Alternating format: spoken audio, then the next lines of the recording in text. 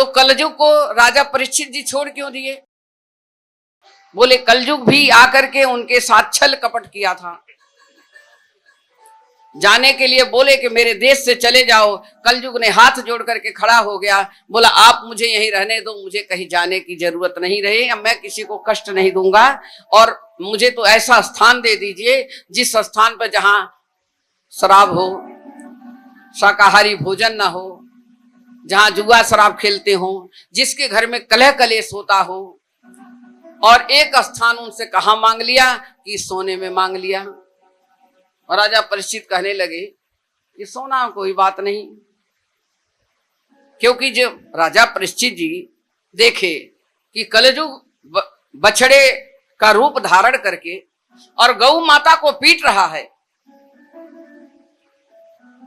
अब गौ माता को पीट रहा है, तो देखे हमारे देश में तो ऐसा, जहां धर्म है वहां धार्मिक राजा थे राजा परीक्षित, उनके देश में कोई अधर्म का काम नहीं करता था।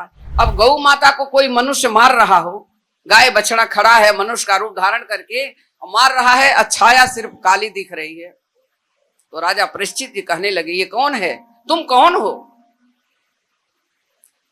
तुम्हारी इतनी बड़ी हिम्मत, मेरे ही देश में मेरे ही राज्य में आप इतना बड़ा पाप कर रहे हो।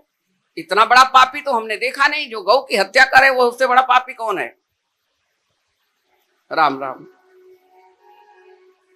राजा परीक्षित कहने लगे, बोले मैं कलयुग हूं, बोले हमारे देश से निकल जाओ, हमें कहीं, हम यहां तुम्हारा ठिकाना नहीं है। राजा के चरणों में पड़ गया, कहने लगा कि आप मुझे देश से मत निकालो, ये जो 4 कमरे पड़े हैं ना, इसी कमरे में हमें रहने दो।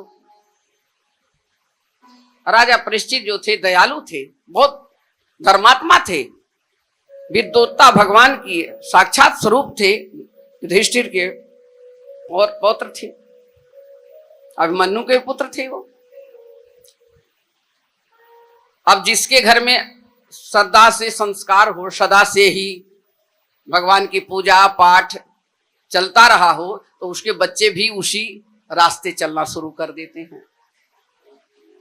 धर्मात्मा थे, कहे कोई बात नहीं, बोले मुझे ऐसी जगह चाहिए जिसके घर में कलेश हो, जहां शराब पिया जा रहा हो, जहां लड़ाई झगड़ा हो, जहां उल्टे सीधे भोजन हो, जहां बेकार की औरतों के साथ संग हो, ऐसे जगह मुझे रहने दो। एक स्थान मुझे और दे दीजिए जो सोने में मुझे रहने दो, सोने से आपको कोई परेशानी नहीं है।